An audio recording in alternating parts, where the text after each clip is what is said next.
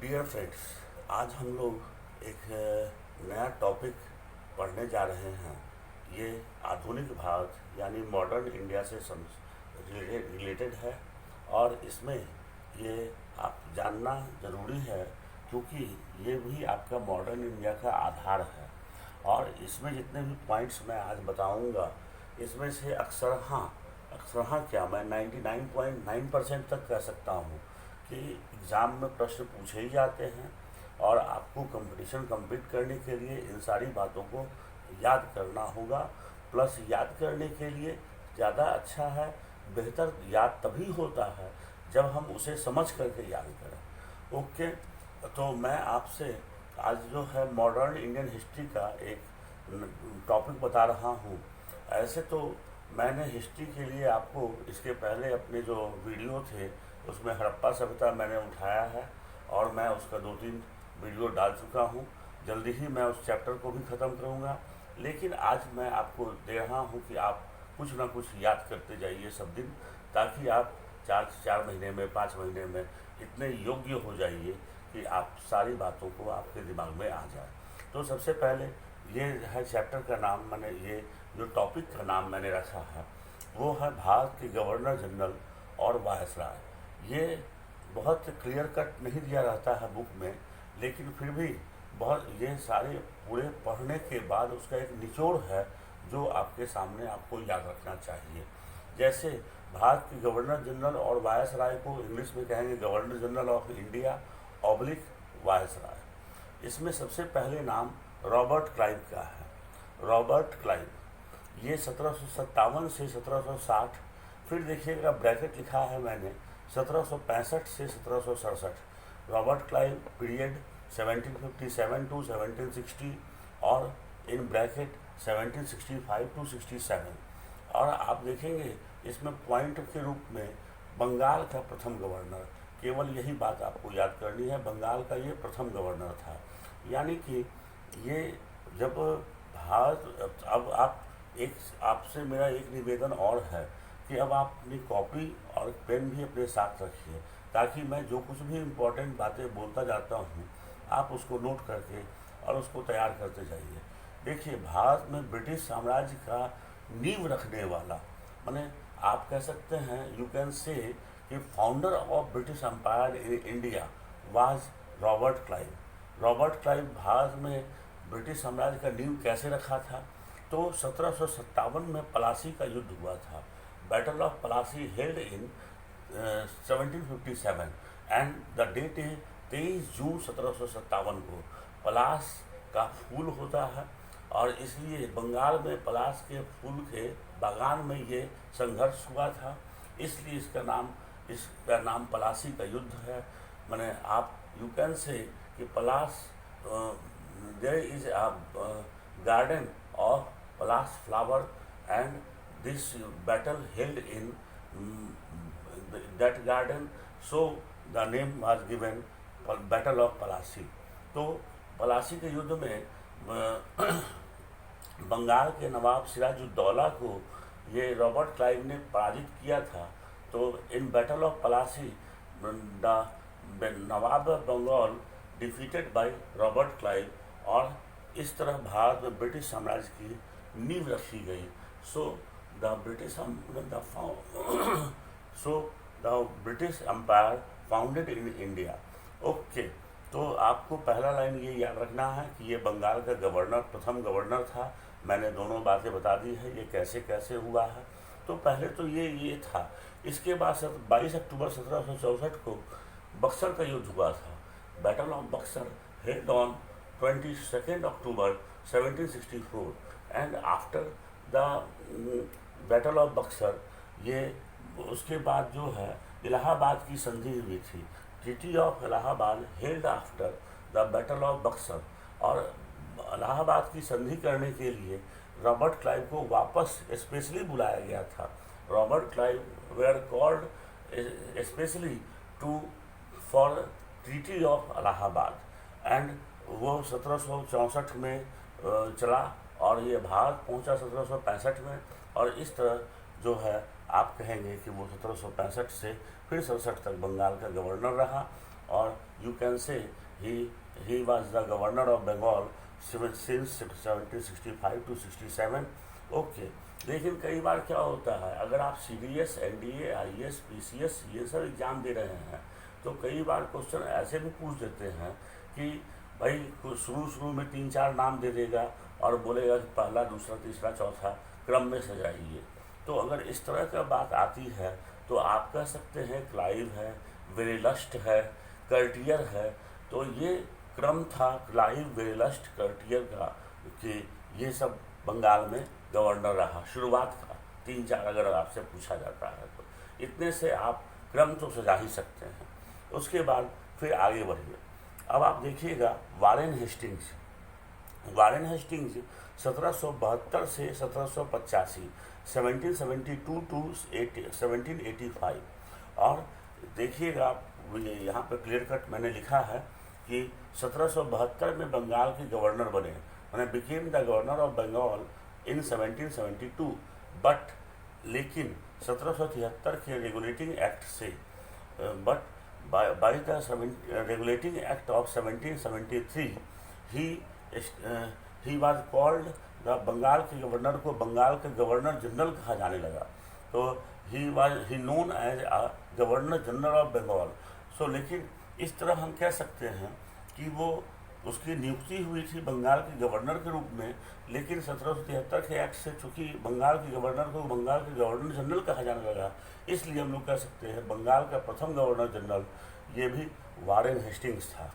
और ये 1772 से 85 तक रहा। तो लेकिन और इसके साथ हम ये भी कह सकते हैं कि अगर आपसे क्वेश्चन पूछा जाता है कि बंगाल का अंतिम गवर्नर कौन था, तो भाई ये इसके ही समय में चूँकि बंगाल का गवर्नर था, वो गवर्नर का से गवर्नर जनरल बन गया, तो ये भी कह सकते हैं कि बंगाल का अंतिम गवर्नर भी यही था। ओके, नेक्स्ट आप देखेंगे तो आपको एग्जाम में फिर क्वेश्चन पूछे जा सकते हैं, भारत का प्रथम governor general, first governor general of India. तो ये हुआ है विलियम बेंटिक के समय में। सबसे पहले देखिएगा विलियम बेंटिक का कार्यकाल जो है, tenure of William Bentinck is 1828 to 1835। और Bharat he was the first governor general of India वो and the last governor general of Bengal. तो ये बात को समझिए कि ये इसकी नियुक्ति हुई है बंगाल के गवर्नर जनरल के तौर पे, और इसके समय में 1833 के चार्टर एक्ट से बंगाल के गवर्नर जनरल को ही भारत के गवर्नर जनरल कहा जाने लगा। मैंने यू कैन से कि he appointed as governor general of Bengal in 1833।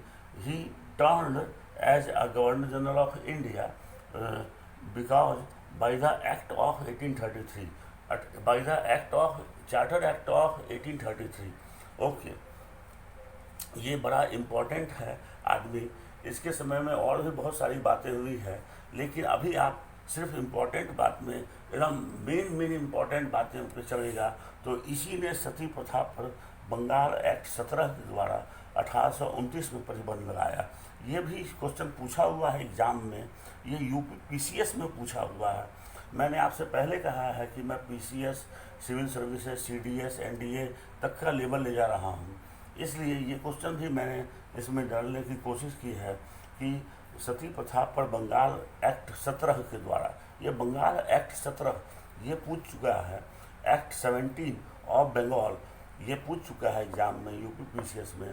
तो आप इसको याद रख सकते हैं कि he restricted the system of sati by the act of 17 in 1829, 1829 में ये किया था। ओके, और ये 1829 में प्रतिबंध लगाया। हाँ, अब तक आप Warren Hastings, Robert Clive, Warren Hastings और विलियम बेंटिक के बारे में पढ़ चुके हैं कि इनसे क्या क्या बहुत इम्पॉर्टेंट, जो द मोस्ट इम्पॉर्टेंट प्रश्न है जो एग्जाम में पूछे जाने की संभावना लगभग 100% होती है, तो वो सब आप पढ़ चुके हैं। इसके बाद और कौन कौन सा ऐसा गवर्नर जनरल या वायसराय है जिससे संभावना ऐसे ही 100% लगभग 100% रहती है कि पूछा जाएगा। इसके बाद आप आएंगे लॉर्ड कैनिंग पे। लॉर्ड कैनिंग लॉर्ड कैनिंग का सबसे पहले पीरियड याद करना है 1856 से 62, क्योंकि अगर आप जब भी पीरियड याद करेंगे तो इसकी इसी बीच इसी दौरान जो घटनाएं हुई है उसे भी आप आसानी से याद रख सकते हैं। जैसे ये जो है 1856 से 62, इसमें आप देखिएगा कि मैंने पॉइंट बनाया है, वैसे आपको भी मैं समझाने के बता देता हूँ, याद करने के लिए भी जरूरी है कि 1857 की क्रांति, ये भारत बहुत फेमस रहा है। वो आप सुने होंगे तात्या टोपे, नाना साहब और लक्ष्मीबाई, तो ये सब 1857 की क्रांति में मैंने हिस्सा लिए थे कि आप भारत की ओर से, वो आप कहेंगे कि उन्होंने अंग्रेजों से संघर्ष किया था। तो ये 1857 की क्रांति हुई और क्या क्या हुआ आप देखिए। भारत के प्रथम वाइसराय थे। देखिए यहाँ पर ये बड़ा इम्पोर्टेंट है कि भारत के प्रथम वाइसराय, ये वाइसराय का क्या मतलब है इसको मैं अभी आपको आगे समझाऊंगा, लेकिन आप ये भारत के प्रथम वाइसराय, न कि गवर्नर जनरल। गवर्नर जनरल जो है वो तो आप विलियम बेंटिक पढ़ चुके हैं, पहले बंगाल के गवर्नर जनरल पढ़ा, फिर आपने भारत के गवर्नर जनरल पढ़ा, अब भारत के वाइसराय। अच्छा, उसके बाद ईस्ट इंडिया कंपनी द्वारा नियुक्त अंतिम गवर्नर जनरल। ये भी एक बड़ा आश्चर्यजनक बात है कि ईस्ट इंडिया कंपनी, क्योंकि इसके बाद ईस्ट इंडिया कंपनी का शासन भारत से खत्म हो जाएगा और भारत की शासन ब्रिटेन की महारानी के हाथों में चला जाएगा। आप तो जानते ही होंगे या सुने होंगे, क्वीन विक्टोरिया उस समय ब्रिटेन की महारानी थी और उनके हाथों में चला जाएगा भारत का शासन। लेकिन इसलिए आप कहेंगे ईस्ट इंडिया कंपनी द्वारा नियुक्त अंतिम गवर्नर जनरल। ये बात को आपको ध्यान रखना है कि ईस्ट इंडिया कंपनी द्वारा नियुक्त, ये सब बातों को फोकस करने से ही आप बिल्कुल सटीक आंसर बना सकते हैं। उसके बाद देखिए मैं आपको समझाने के लिए कि वाइसराय क्यों कहा जाने लगा, तो वाइसराय का मतलब ब्रिटिश ताज का प्रतिनिधि, रिप्रेजेंटेटिव ऑफ क्राउन, यानी ब्रिटेन के महाराजा या ब्रिटेन की महारानी का प्रतिनिधि, रिप्रेजेंट करता हो जो, यानी जब वह किसी भारतीय राजा महाराजा से मिलता था, यानी कि इस समय से लॉर्ड कैनिंग के समय से हम उसको वाइसराय भी कहते हैं और गवर्नर जनरल भी कहते हैं, क्योंकि जब वो किसी भारतीय राजा महाराजा से मिलता था तो वाइसराय कहलाता था, और जब भारत पर शासन करता था तो भारत के गवर्नर जनरल कहलाता था। ओके, आपको मैं इंग्लिश मीडियम में बोल दे रहा हूँ। लॉर्ड कैनिंग पीरियड होगा 1856 to 62। First point last governor general appointed by East India company. Second point first viceroy of our India. Third point revolt of 1857 held during this period। और fourth point जो बहुत important है कि window remarriage act यानी विधवा पुनर्विवाह अधिनियम पास इन 1856, 1856 में पास हुआ था। वो उसी के समय में लॉर्ड कैनिंग के संबंध में पास किया गया था। Okay, viceroy, meaning of viceroy, representative of crown, means when he meets with king or maharaj of India, then he was called viceroy, and when he ruled over India, then he was called governor general of India। Okay, next मैं आपको ले चल रहा हूँ। अब आपको सीधे जानना है कि भारत की स्वतंत्रता के समय में क्या क्या हाल है at the time of independent. तो आप पहले तो याद करेंगे लॉर्ड माउंटबेटन का पीरियड याद करेंगे, मार्च 1947 से जून 1948।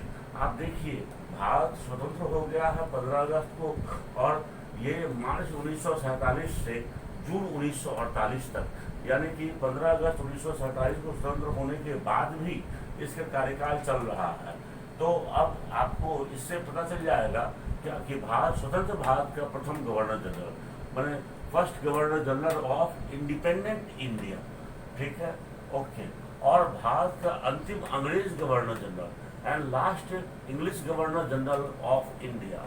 ओके, ये जो है आपको भारत का अंतिम अंग्रेज गवर्नर जनरल, ये भी अगर पूछता है, ये कई बार पूछ चुका है, भारत के अंतिम गवर्नर जनरल पूछता है। अगर स्पेसिफिक नहीं है तब तो आप श्री राजगोपालाचारी मानेंगे, लेकिन अगर उसमें क्या देता है कि अंग्रेज गवर्नर जनरल बने English governor general of independent, first English governor general of independent India, तब आप सीधे सीधे लॉर्ड माउंटबेटन मारते हैं। या last governor general of India वो बिलोंग्स टू ब्रिटिशर्स, तो आप फिर उसका आंसर मारते हैं लॉर्ड माउंटबेटन। क्योंकि श्री राजगोपालाचारी, चक्रवर्ती राजगोपालाचारी, इनका पीरियड है ये देखिए जून 1948 में जब चला गया तो फिर श्री राजगोपालाचारी को बनाया गया भारत के गवर्नर जनरल। अब वायसराय पद खत्म हो चुका है, इसलिए क्योंकि भारत स्वतंत्र हो चुका है, इसलिए अब रिप्रेजेंटेटिव ऑफ क्राउन या हम ब्रिटिश ताज का प्रतिनिधि या ब्रिटेन के महारानी का प्रतिनिधि, ये सब वर्ड से बच सकते हैं। इसलिए यहाँ पे हमें याद रखना है कि भारत का अंतिम, अब देखिए इनका पीरियड है 1948 टू 1950। आप जानते ही हैं 26 जनवरी 1950 को संविधान हमारा लागू हुआ। तो यू नो दैट कि our constitution implemented on 26 January 1950। So you can say last governor general of India, and after the implementation of constitution, the post of governor general came to the end, and the post of president started in India. So you can say कि president is equivalent to governor general. Okay, तो श्री राजगोपालाचारी ये 1948 से 50 भारत के अंतिम governor general हैं। और दूसरा आप इसमें पॉइंट में देखिए, स्वतंत्र भारत के प्रथम भारतीय गवर्नर जनरल, ये जो है, और आपको भारतीय इंडियन माने इंडियन गवर्नर जनरल वो appointed as governor general was Chakravarti Rajagopalachari, and he was the first and last Indian governor general. Okay, इसलिए आपको एग्जाम में भी इन सब बातों का एक एक माइन्यूटली देखना पड़ता है कि ये भारतीय पूछ रहा है, अंतिम गवर्नर जनरल पूछ रहा है। इसके बाद आइए, इसके बाद गवर्नर जनरल की जगह राष्ट्रपति चुना जाएगा। After him means after Shri Rajagopalachari, president appointed in India, and first president was doctor Rajendra Prasad. Okay, ये मेरा खत्म हुआ वीडियो। उसके बाद फिर मैं आपको नए टॉपिक पे फिर मैं आपको आगे बताऊँ।